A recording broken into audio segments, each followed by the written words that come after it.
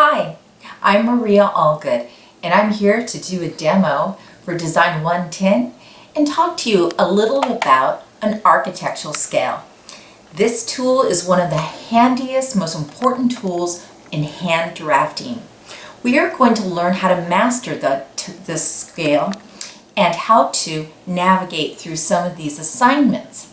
Now, some of these assignments are just practice, and I want to go over them so that you can get the concept of how to use a scale. And although it looks a little complicated, it's really quite easy once you get the hang of it. As you can see, this is a lot of our most important equipment. We have our drafting table or our board with a parallel bar. I went ahead and I would like you to go ahead and copy all of the papers that I have on Module 1. Some of them are for practice, and this one is the actual assignment. Assignment 1, how to use a scale. So we will be going over these in detail. So let's get started and I'll show you how it works. So as you look at this drafting board, you'll see the exercises that I'm having you run off that are on Canvas. We have some tools here. Once again, the most important tool for this class is your architectural scale. You have to make sure it says arc or architectural. Whatever you do, do not buy an engineering or a metric scale or mechanical. Architectural scale is divided by inches and feet. We use the English system, not the metric. So it's extremely important not to get confused. So you must always make sure it says architectural. You might have one that looks like this. It says the word architect. This is extremely important. On these scales, and I like the one with different colors, it helps me find the scale I'm looking for. You'll notice numbers across here. This is one of your most popular sections of your scale you will be using. In our class, the majority of our drawings are done in 1/4 of an inch, and flip this over, 1/2 inch. Let me explain to you what a scale means. Every increment equals a foot. So let's flip this back over. In our architectural scale, 1/4 of an inch. When you read it from left, right over here, right to left, that is 1/4 of an inch. For every little 1/4 of an inch, it equals a foot. So this distance to here equals 2 feet. If I needed 8 feet, I would go all the way to 8 feet. Now, each one of these increments equal 1 foot, but they also allow you to have one of the increments in 12 little divisions. And you probably guess what those stand for. These stand for 12 individual inches. So if I were measuring something that was 4 feet and 6 inches, I would go over 4 feet and back up to the middle 6 inches. Let me show you how this works. Here is a little exercise that I want you guys to print off and practice on. As you see here, we will just look at the concept. We're not going to put the scale on. But if you were measuring something in, let's say, 1/8 inch scale, which we have right here, it's very small. 1/8 inch runs from left to right. So if I were looking at an 1/8 inch scale, the little smaller numbers represent the 1/8 inch scale. On the 1/4 inch, the larger numbers represent the 1/4 inch. The larger the scale gets the larger number. Let's flip it over and look at this. Here you have 1 inch, here you have a 1/2 inch. So the 1/2 inch increments are the smaller numbers, that equals 4 feet. The larger scale gets the larger numbers, so that's 2 feet, or 4 feet, or 7 feet. That equals 1 foot in architectural scale. Once again, these equal inches. So if I were measuring something that was 2 feet 3 inches, it would go to here, and then I would back it up to 3 inches. And that shows you. Now let me show you this little assignment.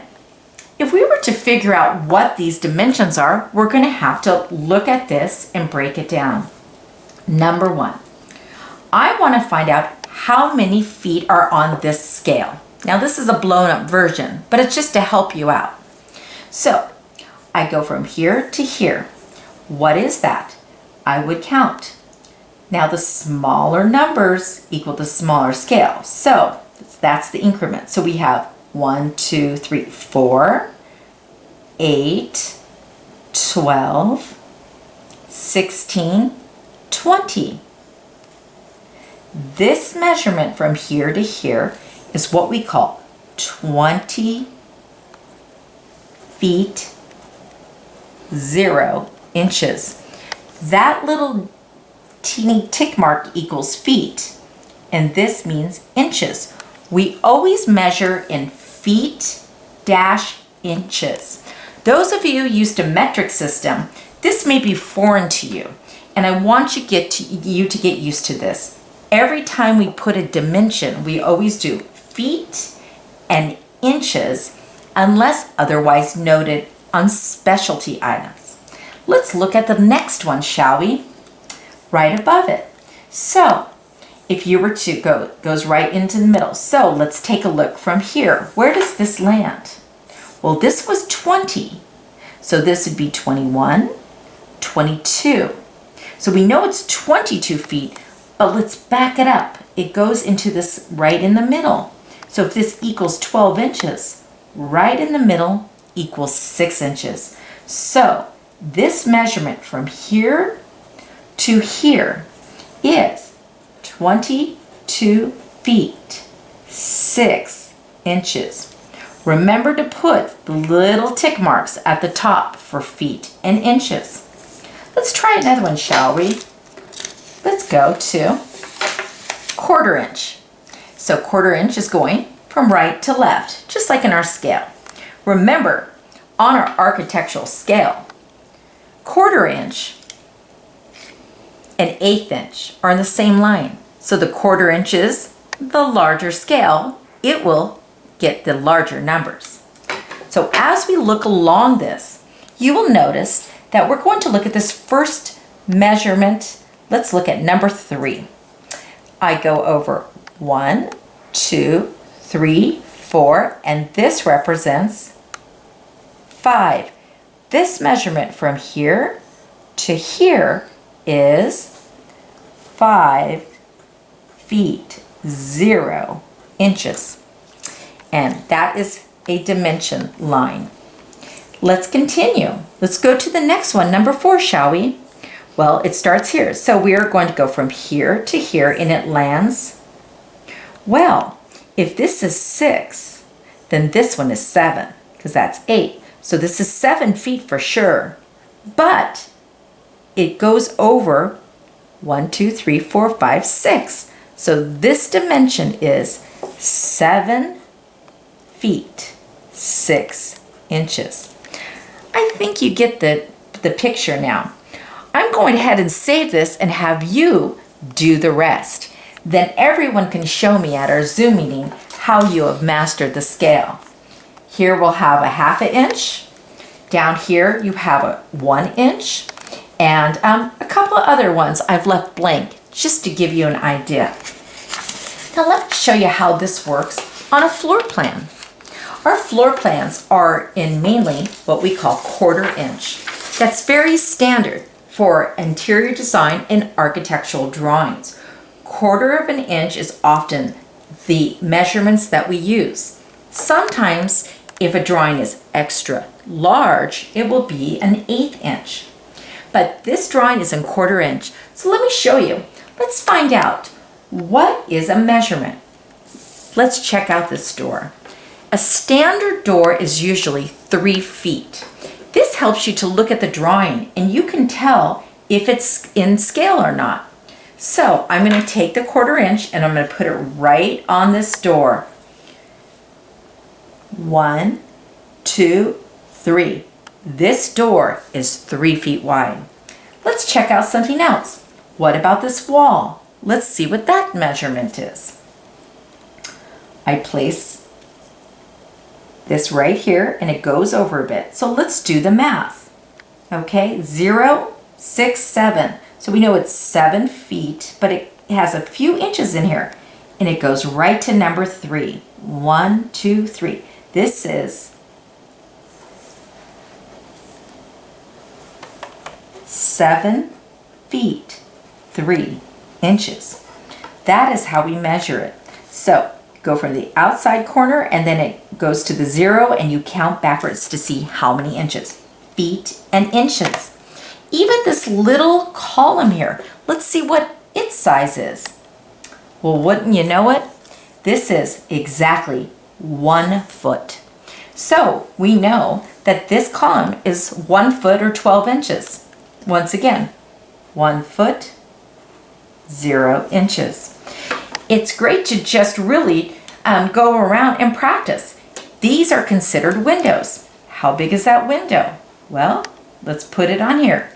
2, and it comes all the way to here. So that's 6, and it goes all the way to 7.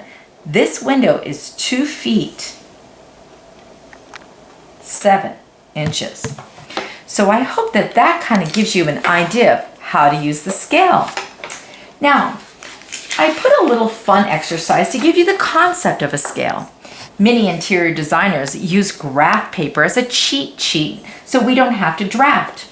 This is a great way to do a quick layout without having a scale if you don't have it handy. This little exercise will be fun. You will start at the dot. Every 1/4 of an inch or square represents a measurement of 1 foot. So this kind of gives you a little puzzle. You will start right at the dot and it tells you what to do. And it says over to the right 23 feet. You will go 1, 2, 3, 4, 5, 6, 7, 8, 9, 10, 11, 12, 13, 14, 15, 16, 17, 18, 19, 20, 21, 22, 23. That is the distance. Continue to follow the instructions. Up 17. Then it will say to the left 5. This, by the time you're done, you'll have an interesting little floor plan outline. This is just to give you the idea of how to coordinate and assimilate what scale looks like, and a great way to lay out any room or drawing when you're just want a brief sketch and something in a scale in a quick fashion. So, like we said, scales come in various sizes, various increments. Our assignment is to do the scale project. And this will be for you. So I will just measure one. You are required to measure the shapes in various scales. This is going to give you practice. Now make sure you pay attention to what scale you're to be measuring. When you place the scale, 1/4 inch, make sure, I like to flip it over, and you'll be doing a lot of that. I just start from left to right. So we go to 6. Actually, let's go to the nearest one, 5, and it doesn't quite make it. So this kind of tells you how many feet, 5 feet, and then you have to count backwards. And you'll do the length and the width on each one of these in perfect 1/4 inch scale. Next, you'll go to 1/2 inch scale, which is right here. I flip it over and you will place this right on to the box. And you will do the length and the height and the length on each one. Now the circle is tricky. This is 1/8 inch scale. You will find 1/8 inch scale over here. And you will discern the whole entire length of the circle. There's radiuses and there's the diameter. This will tell us the entire diameter of the circle. So you go to the very fattest point, and that's what I want you to measure. This triangle will be these 3 measurements. Okay, so when you go ahead and place all the scales, you can write the dimension in feet and inches on each side. Don't forget, feet are represented by 1 little mark and inches are represented by 2. So I look forward to seeing your scaled project, and I hope you don't feel intimidated by this anymore. Once again, it gets a little tricky, but remember, your smaller numbers represent the smaller scale. The larger numbers represent the larger scale. You're going from right to left at the 1/4 inch, left to right. Don't get them mixed up. It's very easy when you're counting. Going from 0, and we get these little cheat numbers in between. If your dimension falls somewhere in between, you're going to have to count. So if it goes to here, you're going to have to count 12, 13, 14, and don't forget your little inches. And this is true on all of this. This represents 1.5 inches equals 1 foot. Here represents 3 whole inches equal a foot. You might use this in architectural details. Here we have smaller increments, 3/32s, very small. That equals 1 whole foot, that teeny little amount. Here, 3/16. And we also have, once again, 1/2 inch and 1 inch. So hopefully you'll get to feel very comfortable with your architectural scale. And I look forward to seeing these drawings. Send to me and we'll go over them in our Zoom meeting. So I hope that after this demo you feel more comfortable using your architectural scale. Mastering this will save you a lot of grief. And I know that you are going to turn in a fantastic project. Once you're done completing and measuring this in the correct scale, don't forget, scan your project in and send it to me online in Canvas. And I look forward to seeing your beautiful work. Thanks for joining me on how to master a scale, and I hope you'll feel confident going forward. Hello, it's good to see you all again. And now we're going to venture into how to draw great line quality. Drafting is extremely important, and one of the most key things is how to draw different types of line weights and line thicknesses for different parts of the drawing. So we're going to do a simple little exercise, and we have to have our correct tools. Once again, your nice drafting table with a parallel bar. You'll still need your scale, and you'll need to print the directions on this line assignment and the little demonstration of how it's going to turn out. Also, what's important is the most important tool is your different pencils in different thicknesses and different lead weights. So these are very important that we have those 3 pencils in different lead weights and different sizes. This will give us the line quality and line thickness that we seek. So it is important that you start off with a nice clean surface. We will also be taking an 8.5 by 11 sheet of vellum. And how do you achieve that? You will be taking one of your larger pieces of vellum and cut it in half. So we'll get started, and let me show you how this works. Learning to draw lines, different line weights and different thicknesses, is key to successful drafting. It's important that you review Chapter 2. It gives you some strategies, but nothing really is quite as effective as practice, practice, practice. So as you go over Chapter 2, it talks a little bit about lines. This is what we're going to go over. There are 3 types of lines that we deal with in this particular assignment. We are dealing with a light, thin line, a medium line, and a dark line.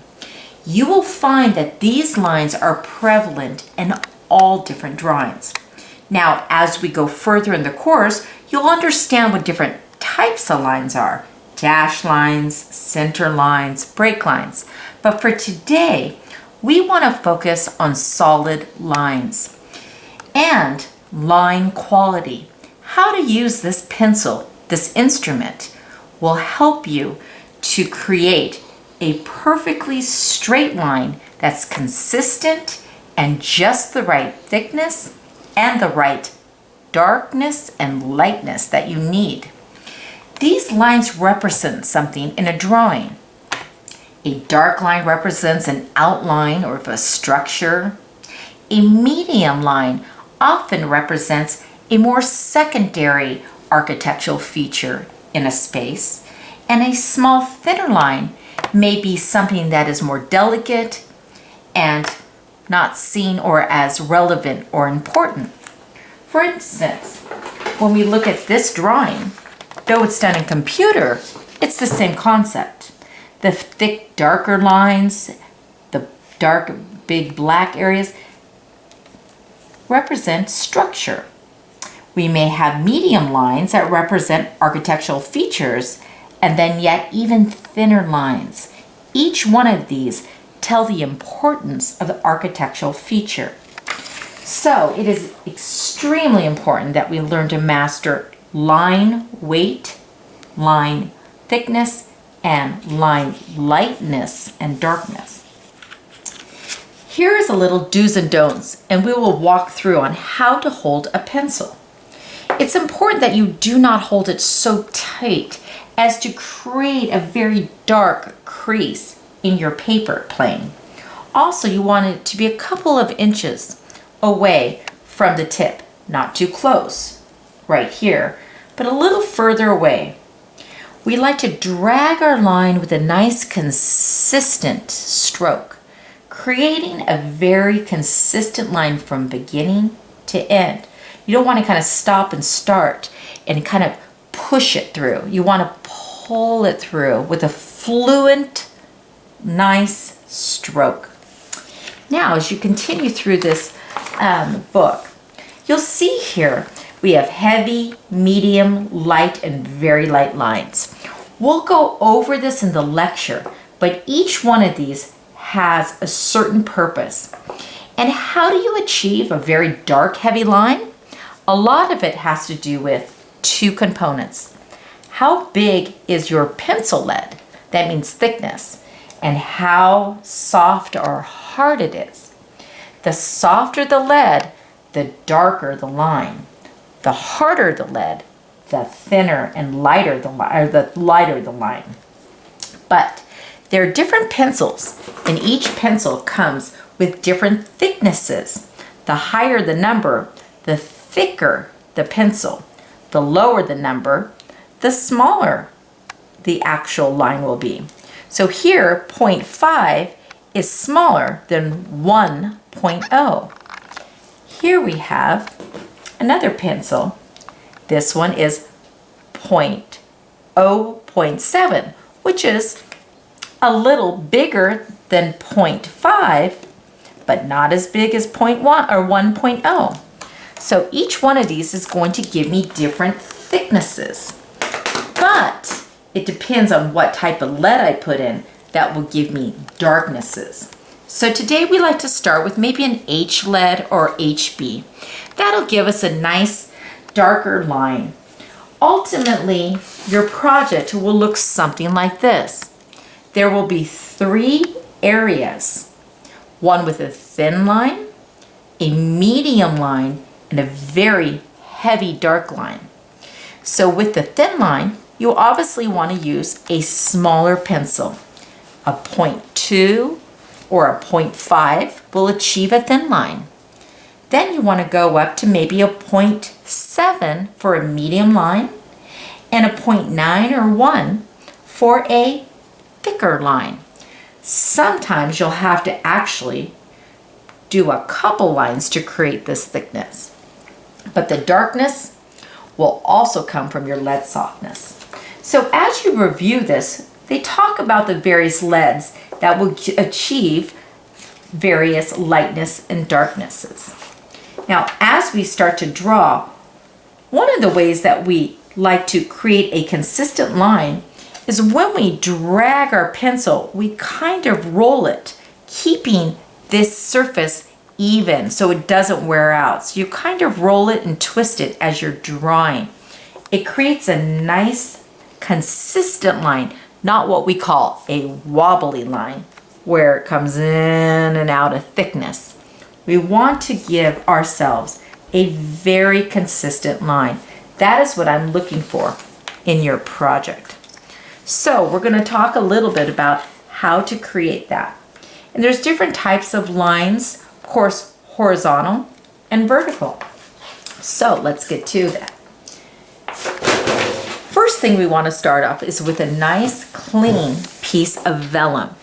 You are required to purchase 11 by 17 sheets. You will then fold it in half, cut it, and now you have a perfect 11 by 17 piece of vellum. We also use these things called drafting dots, and we put them one in each corner.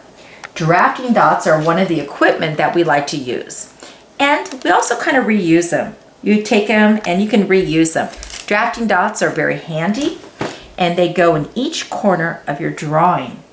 Now, you will be given instructions on how to create this template. Do not put this paper right on top of here and copy it. This is not to scale. So we want to make sure that you are learning how to follow directions. The first thing we want to do is create what's called a title block. Now, as you've already noticed, this is a very heavy line. A title block is something that all drawings are required to have, and they contain information. You're going to give me the date, your name, the drawing assignment, which is listed right here, and the name of the assignment. That gives me the information I need. First thing we do is we create a 1/2 inch border all the way around. And this is handy to use your scale. So I go to the 1/2 inch area, makes it easy, and we create what's called a little tick mark. One here, I create one here, and one at the bottom. Now this is where it's very handy to use this parallel rule or parallel bar as we push this up. And first I'd like to do is just create a very light line. I barely drag it in. Okay? That way I know that's a 1/2 inch. Then we use our nice handy long triangle. This one is a 30-60 triangle. And I align that little tick mark, lightly sweep this down, just very light. And I would do the same. You rest nice securely. You're drafting. Now, most of the time they say to draw up, if you can get used to that. That way you're not smearing your ink. So I am now creating a nice border. Now I will gently lift this up slightly as I move my parallel bar forward. Oops. Let's get all the equipment out of the way. That's only, okay. And this should slide nicely, and I slightly, okay. Now I know I have my outline. So first we call this blocking. With a very, very light hand, we measure out all the components we need. And on this paper, it shows you what you need to do. So as you read this, you are going to be creating 3 boxes that are 7.5 by 3 inches. So start from the top and let's go down 3.5 inches. And I can certainly use my inch scale. So for 3, I'm gonna have to do it this way. And I don't know if you can be able to see it that way, but I will go 1, 2, 3.5. That gives me 3.5 inches. 3.5. Then you need another 3.5. So you'll measure 3.5 inches. and so forth, and to create your little boxes. Oh, I'm so sorry, 3 inches. I did a little mess up, and that's why we have erasers. That's the best part. So 3 inches by 7.5. So let's just do that over. That's why we don't do this too dark. So 3 inches and 3 inches and another 3 inches. Gives me exactly 1.5 inches left. So now we're starting to create these separations.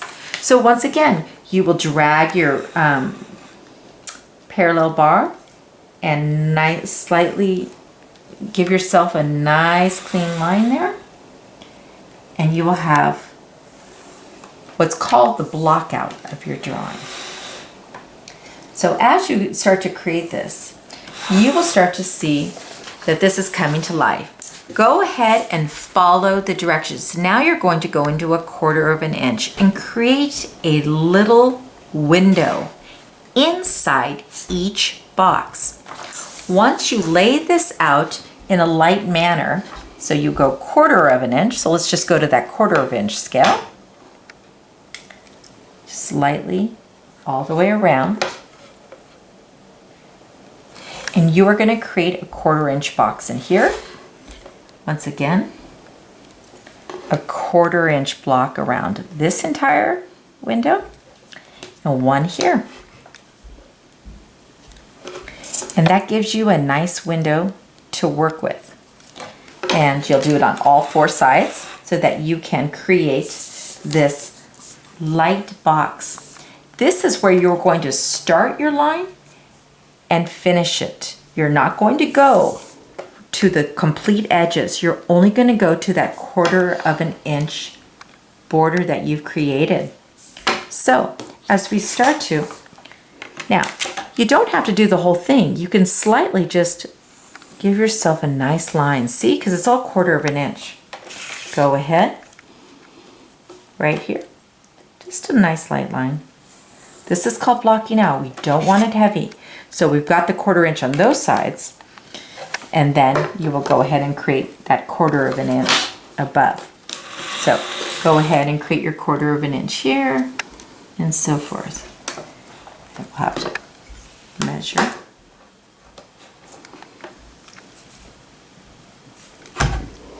Here. Lightly, light. And another one lighty, very light. So you kind of see the point. So I've just created this little box here. Now inside this box is where we're going to place our lines. And this is where I want you to practice. I'm not going to create this whole thing, but making sure that you're using the smaller leads for the top box. Let's say in this case, I would probably use my 0.5. In this medium box, I would probably use a larger lead, where are you? 0.7. And in this box, I would use my 1.0. So let's just do one of the lines. Remember, when you're getting into the smaller area, you want to also make each one of these 1/4 inch. How do you do that? Well, good thing you have your scale. You actually set the 1/4 inch here, and you start to, we call tick, every 1/4 inch right here. See that? Now I have the perfect measurements for my lines. And you will do that on each one of these boxes. Then as you use this parallel rule, this bar, that's where you will start from the top and go to the bottom. The reason why we do this is so that we do not smear our pencil.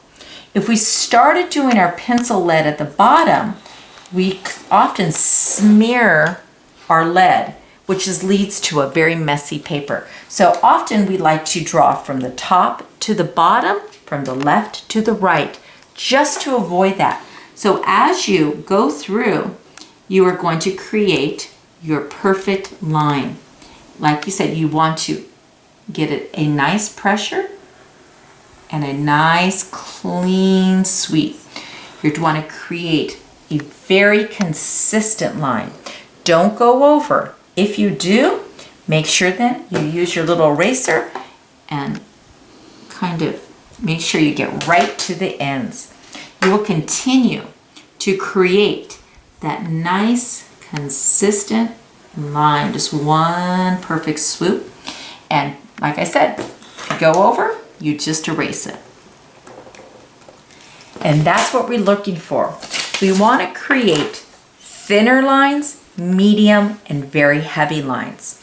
If this requires going over the pencil a couple of times, then you may need to do that. So let's just do one of the heavy lines.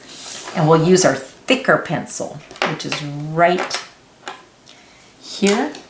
And we will give ourselves a nice thick line. I'm using some perfect pressure here, but I also might want to make it just a little thicker and go over it possibly twice till I get that nice thickness that I require. So that's looking like a nice heavy line. So compare it to this and see if you're getting that quality that you are looking for. Once again, this seems very rudimentary, but it is key. And if it's not coming out right, continue to practice till you have perfect lines all the way across. I will notice if you start to do what we call wobbly lines. That means that some of the areas will be, for instance, you kind of start and then you kind of fade. That's what I don't want, this fadiness. We want consistency all the way through. And some people do that and then they they get off and they start to they go up and down. Really, you want to pay attention and create a very even pressure straight. So stopping and starting in the middle of the line is never a great idea. But make sure that they don't go wobbly in and out of thickness. I know you guys will do fantastic, and as we get further in line and practice more, your drawings are going to look fantastic. But let's just dive in and start working on our line quality. So as you can see, this pencil comes in quite handy when you need to do your architectural drawing. And I hope you feel more confident and have understanding why line quality, line thickness, and the lightness and darkness of a line is so important. That will help you define your drawings and become an excellent draftsman. I look forward to getting your projects, and trust me, we'll have plenty of practice on line quality. It is the key to successful design. So thank you for joining me. Don't forget once again to scan in your project and send it to me online.